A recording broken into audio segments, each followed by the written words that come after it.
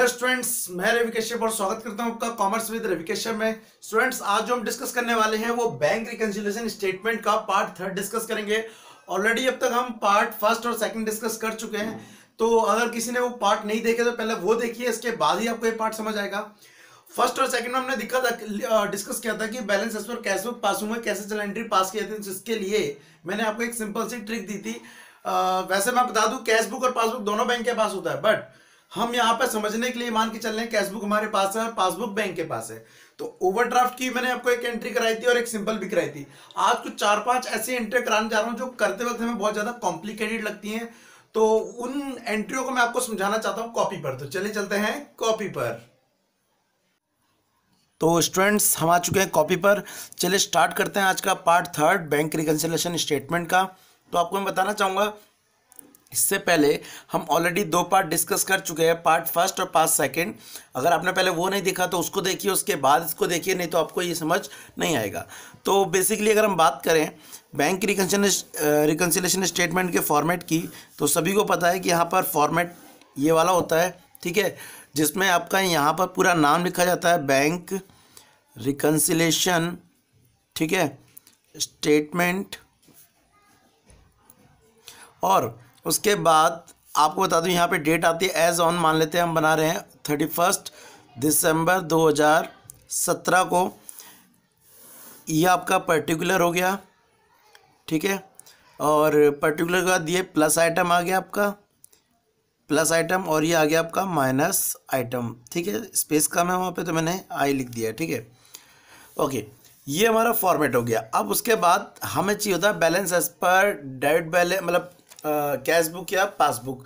और अगर ओवरड्राफ्ट का केस है तो नो प्रॉब्लम, ओवरड्राफ्ट लेके चल लेंगे। तो चलिए आज हम डिस्कस करते हैं बैंक बैलेंस एज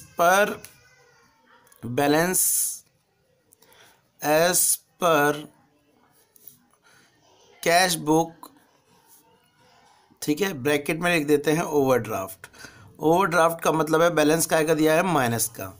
तो जब भी आपको ओवरड्राफ्ट का केस दिया होगा तो ध्यान रखना बैलेंस कहाँ डालना है आपको, माइनस साइड। तो अभी मैं इमेजिन करके अपनी तरफ से डाल देता हूँ 70,000 रुपये, ठीक है। अब इस क्वेश्चन को कंप्लीट करने के लिए हमारे पास क्वेश्चंस होने जरूरी हैं, तो मैं कुछ इमेजिनरी ट्रांजैक्शन आपको क्रिएट करके बताता हूँ। जैसे कि क्वेश्चन फर्स्ट हमारे पास, मतलब नंबर 1, यहाँ पे जो ट्रांजैक्शन है वो ये है कि ऑन 10 दिसंबर, क्योंकि 31 दिसंबर को बन रही है तो हम बीच में ले लेते हैं, 10 दिसंबर ₹40,000 चेक डिपॉजिट इनटू बैंक, ठीक है। बट ₹10,000 चेक कलेक्टेड इन जनवरी 2018। अब यहाँ पे समझिए कि एंट्री किसकी होगी, 40,000 की, 10,000 की, या इनके डिफरेंस की। तो देखिए क्या होता है, हमेशा डिफरेंस नहीं निकालते, depend on question and situation. तो अगर मैं यहाँ पे बात करूँ तो देखिए, हमने जमा करे 40, ठीक है, चेक डिपॉजिट करे बैंक में, लेकिन वो बोल रहा है कि ओनली 10,000 के चेक जमा हुए हैं कब, जनवरी में। आपको बता दूं, अगर हम जिस मंथ में चेक इशू या डिपॉजिट कर रहे हैं वो उसी मंथ हो जाने चाहिए। जो नेक्स्ट मंथ हो रहे हैं इसका मतलब हुआ कि वो ये मानेंगे cheque deposit but not collected. तो ये 10,000 के चेक है, ये दिसंबर में तो जमा नहीं हुए, तो इसकी नरेशन बन जाएगी cheque deposit but not collected, cheque deposit but not collected. और उसके बाद जो मैंने आपको ट्रिक बताई है उसी के अकॉर्डिंग आप कलेक्टेड, ठीक है। मैंने आपको बोला था कि हम रफ में क्या बना लेंगे, सीबी और एक पीबी बना लेंगे, ठीक है। तो यहाँ पे मैं बना लेता हूँ। चलिए, ये हमारा सीबी हो गया और ये पीबी हो गया। हमने तो क्या करा, चेक जमा कर दिया, हमने अपनी बुक में प्लस कर दिया, लेकिन वहाँ अभी 10,000 के जमा नहीं हुए। क्यों, दिसंबर की बात हो रही है, जनवरी में तो हो गए, जनवरी में तो हो गए हैं, लेकिन कब नहीं हुए, दिसंबर में नहीं हुए, तो वहाँ माइनस है। अब क्योंकि हम बैलेंस एज पर क्या चल रहे हैं, कैश बुक चल रहे हैं, ठीक है, तो हम साइन किसके बदलेंगे, कैश बुक के। तो आप कैश बुक में देखिए साइन क्या है, अभी प्लस का है, हम क्या कर देंगे, माइनस। क्योंकि हमने माइनस करा है तो इसको पुट कर देंगे माइनस साइड पे।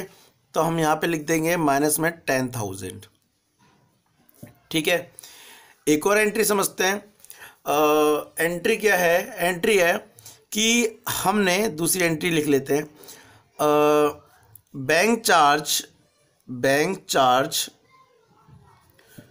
रिकॉर्डेड या रिकॉर्डेड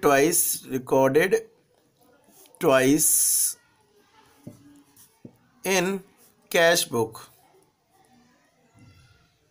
ठीक है, अब ये ट्वाइस का मतलब क्या है? दुगना, 2 बार, ₹40। ठीक है, अब देखो जो बैंक चार्ज है वो 40 रुपये का है। ठीक है, और दुगना हो गया, इसका मतलब ये 80 रुपये का।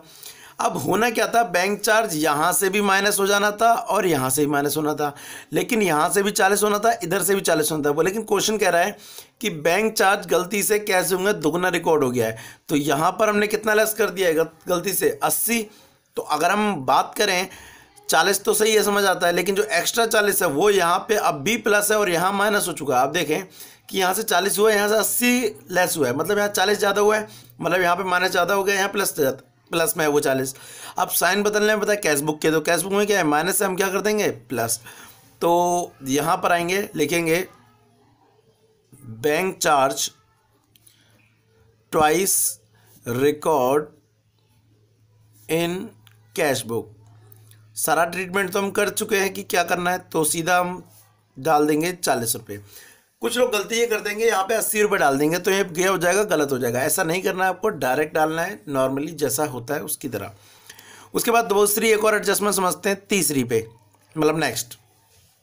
तो यहाँ देखिए, मान लेते हैं कि हमने चेक इशू करा है, 2 चेक इशू करे, मतलब चेक इशू लिख लेते हैं। Cheque issue ₹10,000,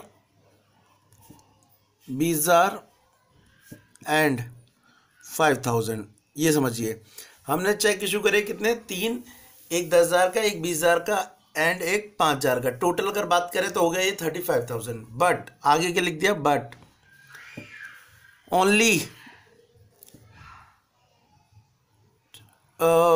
10,000 and 20,000 cheque were presented. ठीक है, आधी क्वेश्चन को आपको पढ़ते पढ़ते समझना है ताकि मैं पता पड़ जाए कि मैं एंट्री किसकी करनी है। बोल रहा है कि 3 चेक थे जिसमें से 10,000 और 20,000 cheque were presented for payment only. अब फिर हमें पता लगाना है किसकी एंट्री करनी है? Payment only. तो देखिए कितने की नहीं हुई, इसका नहीं हुआ, ये तो हो गया, ये भी हो गया, तो इसकी एंट्री तो नहीं करेंगे, लेकिन 5,000 वाला नहीं हुआ। तो आप ऊपर आएंगे, बनाएंगे एंट्री क्या? चेक है issue but not presented. Cheque issue but not presented for payment. तो अगर ऐसी केस है, चेक प्रेजेंटेड फॉर नॉट पे, मतलब हुआ है इस चेक इशू तो हो गया लेकिन प्रेजेंट नहीं हुआ, कितने वाला? 5,000 वाला जो हमने भी करा था। तो 5,000 वाले का मैं अगर रफली हम बात करें, सीबी में क्या कर देंगे? माइनस। इतना तो अब आपको आई गया हो। सीबी में क्या कर देंगे? माइनस। पीवी में क्या है? प्लस। साइन कहाँ के बदलने? आके, तो माइनस की जगह क्या हो जाएगा? प्लस। तो इसे डाल देंगे हम प्लस 5,000। अच्छा, interest on overdraft. Interest on overdraft का मैं बता दूं, देखो इंटरेस्ट अब तक हम ऐड करते थे, मतलब बैंक में ऐड करते थे, लेकिन इंटरेस्ट ऑन ओवरड्राफ्ट का मतलब है कि जो हमने माइनस का बैलेंस कर रखा है उस पर बैंक कंपनी इंटरेस्ट लेगा, ना कि हमें देगा। तो इंटरेस्ट लेगा, वो अपनी बुक में माइनस कर देगा, हमें तो पता ही नहीं है। हमारी बुक में क्या है? प्लस। साइन कहाँ के बदलने? हमारी बुक के, तो प्लस है, क्या कर देंगे? माइनस। ये मान लेते हैं 200। That's it. ठीक है,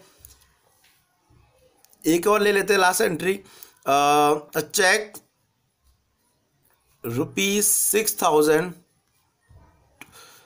डिसऑनर्ड। ठीक है, चेक 6,000, या चेक की जगह कई बार BRE बोल देगा, तो आप ये ध्यान रखिएगा कि ₹6,000 का क्या हो गया? डिसऑनर्ड। अब इस केस में क्या होता है, जब चेक डिसऑनर होगा तो बैंक क्या कर देगा? जो उसने ऐड किया था अमाउंट वो लेस कर देगा अपनी बुक से, लेकिन हमारे को अभी कोई जानकारी नहीं है, हमारी बुक में क्या है? प्लस है अभी। ठीक है, चेक रुपीज 6,000 डिसऑनर। अब उसके बाद अगर नरेशन आगे कुछ भी बोल सकता है, लेकिन आप सिचुएशन को पहचानना। डिसऑनर हो गया मतलब चेक बेकार हो गया, तो वो अपनी बुक में क्या कर देगा, बैंक माइनस कर देगा। हमें पता नहीं है, हमारी बुक में प्लस है, साइन कहाँ के बदलेंगे, हमारी बुक के, क्योंकि हम बैलेंस एज पर कैश बुक लेके चल रहे हैं। तो प्लस यहाँ क्या कर देंगे, माइनस, तो हम यहाँ पे 6,000 माइनस डाल देंगे। ठीक है, और फाइनली हम इसको टोटल कर लेते हैं। ठीक है, और निकालते हैं आंसर बैलेंस, क्योंकि ऊपर कैश बैलेंस एज पर क्या था, कैश बुक था, तो नीचे क्या निकलेगा, बैलेंस एज पर पासबुक निकलेगा। और ब्रैकेट में ओवरड्राफ्ट लिख दीजिए, कोई दिक्कत नहीं है, ओवरड्राफ्ट। तो देखिए 70 और 10 80 80 86 86 200, ये हो गया 86 200। यहाँ भी हम लिख देंगे 86 200। उसमें से पहले 5,000 डिडक्ट करेंगे तो बचा 81, फिर 40 लेस करेंगे तो आ गया 81 160। ठीक है, ये हमारा आंसर आ गया। तो इस तरह से आप इस क्वेश्चन को सॉल्व करेंगे। आपको बता दूं, इसको BRS को करने के दो मेथड है, एक तो ये फॉर्मेट वाला है, दूसरा एक और है नरेशन मेथड। नरेशन मेथड का बताऊं तो वहाँ पर क्या होता है, एक ऐड बैलेंस होता है और एक लेस बैलेंस होता है। ठीक है, तो ऐड बैलेंस में कुछ आइटम पहले तो यहाँ अमाउंट डाल देते हैं, फिर ऐड बैलेंस के कुछ आइटम होते हैं उनको ऐड करके यहाँ डाल देंगे, फिर लेस बैलेंस के कुछ होते हैं, ठीक है, उनको लेस करके यहाँ डाल देंगे, और लेस करके आंसर निकल आता है बैलेंस एज पर कैश बुक या पासबुक। तो आपको बता दूँ ये वाला मेथड जो है वो इसी मेथड से बना है। होता क्या है इसमें, ये वाली जो आपको प्लस साइड दिख रही है, प्लस साइड को हम क्या कर देते हैं, ऐड कर देते हैं। ठीक है, और जो आपको ये दिख रही है माइनस साइड, इसके जो भी आइटम, ये 70,000 तो आपका यहाँ पे आ जाएगा ये। उसके बाद जो भी आपको ये माइनस के आइटम के दिख रहे हैं, ये क्या हो जाएंगे, लेस हो जाने, तो आपको ये दिख रहे होंगे ये लेस हो जाएंगे। और फाइनली इसको टोटल करके जो आंसर आएगा वो बैलेंस एज पर निकल आएगा, पासबुक ओवरड्राफ्ट जो भी केस है आपका। तो होप सो आपको समझ आया होगा।